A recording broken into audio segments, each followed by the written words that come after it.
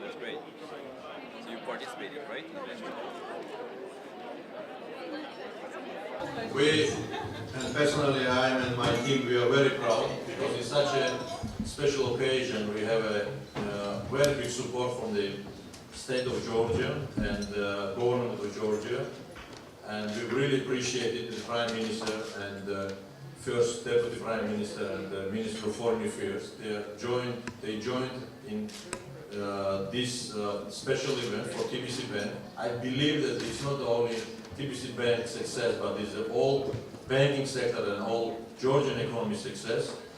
And before to give the floor to our Prime Minister, Mr. Iraklii Gharibaishvili, I would like to thank you to all my and our bank shareholders, old and new one, and special thanks to our advisors, our investment bankers, our lawyers, and all those people who supported in such a very special transaction. Thank you very much.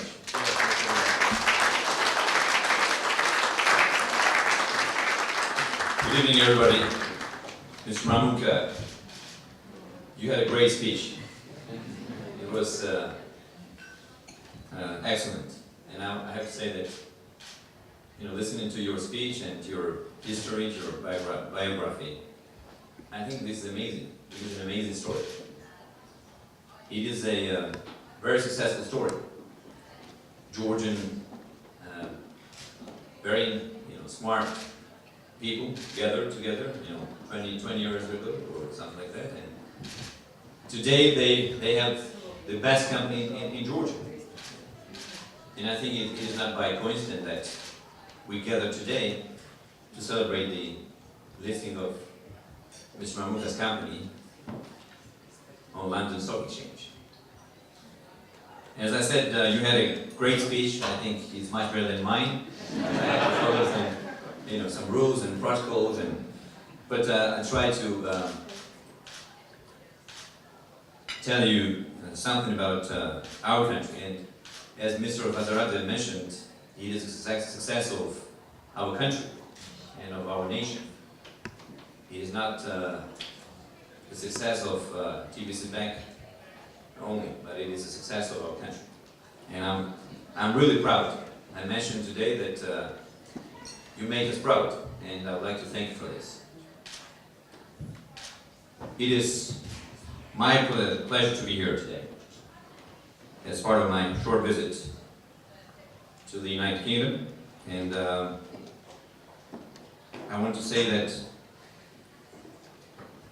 I'd like to praise again the TBC Bank for making important steps.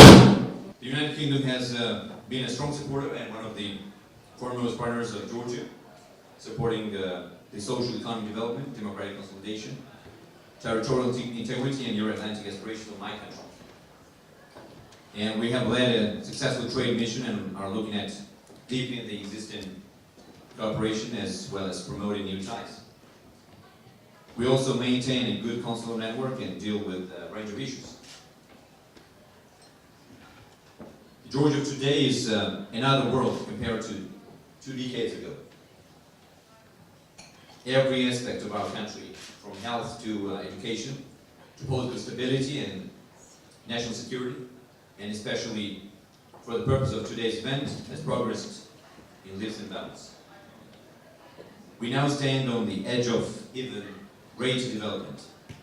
In just a few weeks, we will sign our association agreement with the European Union, fully integrating Georgia into Europe, all free and at peace.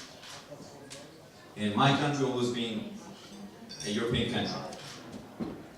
But this association agreement provides an essential avenue, I would say, to rebuilding the family connection. Of equal importance is the enactment of the EU-Georgia Deep and Comprehensive Free Trade Agreement, which is a part of this agreement. And this will provide a roadmap, incentives and protections needed to finally bring EU-Georgian trade to its full potential. The DCFTA will be one of the guiding lights of the new economic relationship. And while the success of Georgia's development is the result of the hard work of many over decades, the important reforms my government has enacted over the last 2 years has brought us to this important moment. We have focused on our efforts on building a solid foundation to consolidate Georgia's democracy and prosperity, to ensure that we will be a true and lasting part of Europe. And we believe in this. Since 2012, we have elected a new parliament and a new president, representing the first peaceful democratic transitions of power in Georgian history. Building on this democratic breakthrough, we launched an aggressive program to strengthen human rights and judicial independence with the generous help of our friends in Europe and in the United States. As you all know, a country like Georgia can have the lowest tax rates in the world and many other business incentives, but investors will not come if there is no rule of law. At least not the investors you want. We have brought the rule of law back to Georgia, and we have ended government impunity. Georgia is not only open for business, but it is safe for business. And the top goal of my government is to ensure and guarantee macroeconomic stability, open and fair competition in the market, proper protection of property and intellectual rights, freedom of access to an independent judicial system, effective financial systems, and a stable, predictable, and transparent legislative environment. For you, investing in Georgia will be as safe as investing in any country in Europe. Except that your costs and taxes will be lower, then there will be fewer regulatory burdens, and your returns will be higher. I can guarantee you this. And this event provides an excellent opportunity to explore how to deepen economic ties between Georgia and the United Kingdom. And over the last 2 years, Georgia experienced significant economic expansion. Its business-friendly policies, strong regional trade relations, and location at the crossroads between Europe and the Asian continent will only continue to encourage growth and attract international investment. I can give you some statistics. Georgia's economy grew by 7.4% in the first quarter of this year. The World Bank ranks Georgia number 8 in the world for its ease of doing business, making it one of the top global economies for starting and operating a business. And Georgia's foreign trade only continues to grow. In fact, my country enjoys free trade with all its neighbors. Building on these relationships, exports increased 20% in 2013, and this growth continued in 2014, with a 23% year-to-year increase in exports in the first 3 months. And estimates indicate that this CFTA will increase Georgia's exports to the European Union by 12% and imports from the European Union by 7.5%. Domestically, our economy is expanding rapidly, supported by important market-oriented reforms and investment programs. The agriculture sector grew nearly 10% last year, and industrial output increased almost 7%. Tourism is on the rise. We had about 5 million tourists last year, 21% more than in 2012. We're investing hundreds of millions of dollars to support the expansion of the agriculture, manufacturing, and tourism sectors. And this also includes infrastructure projects through direct government action and establishing new public-private partnerships. Additionally, we recognize that the health and education of Georgia's people are key to the success of our economy. And as a result, we are investing huge sums in dramatically improving education and healthcare, especially in rural areas. And these reforms, my friends, have not gone unnoticed, and Georgia is attracting more and more investors. And I also want to mention that we just launched a new program. It's called Produce in Georgia, to support small manufacturing and agricultural products. And I will also mention two other major developments that are game changers, I would say, for Georgia and present great opportunities for Europe generally. First is our strategic location. While Georgia's location is not new, our infrastructure needs. We have invested heavily in our roads, rail, and ports.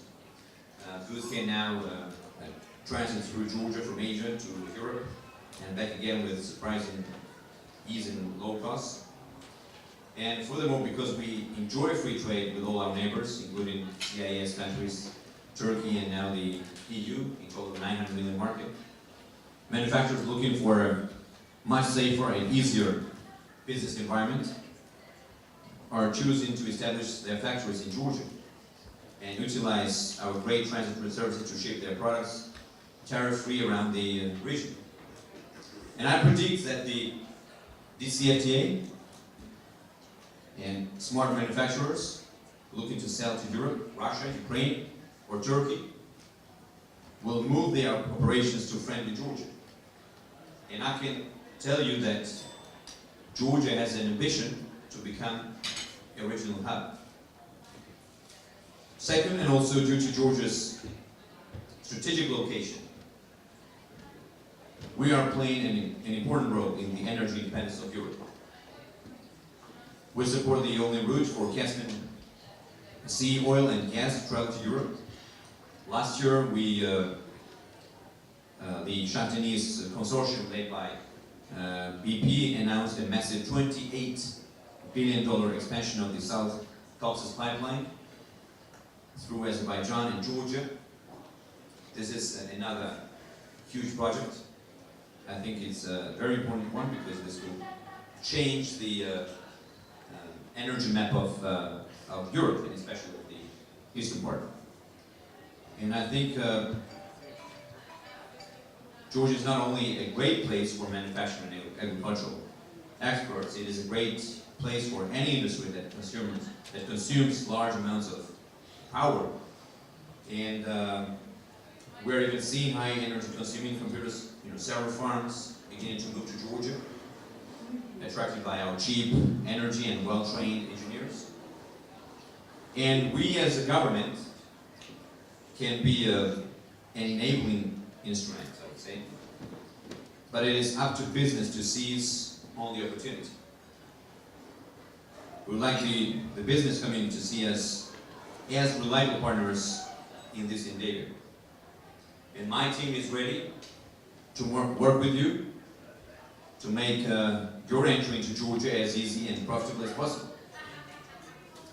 And I would like to once again thank you all, and especially the Tbilisi Bank, to its very professional team, and it's who has always been and will be a perfect example, I would say, for other Georgian companies. Thank you very much indeed.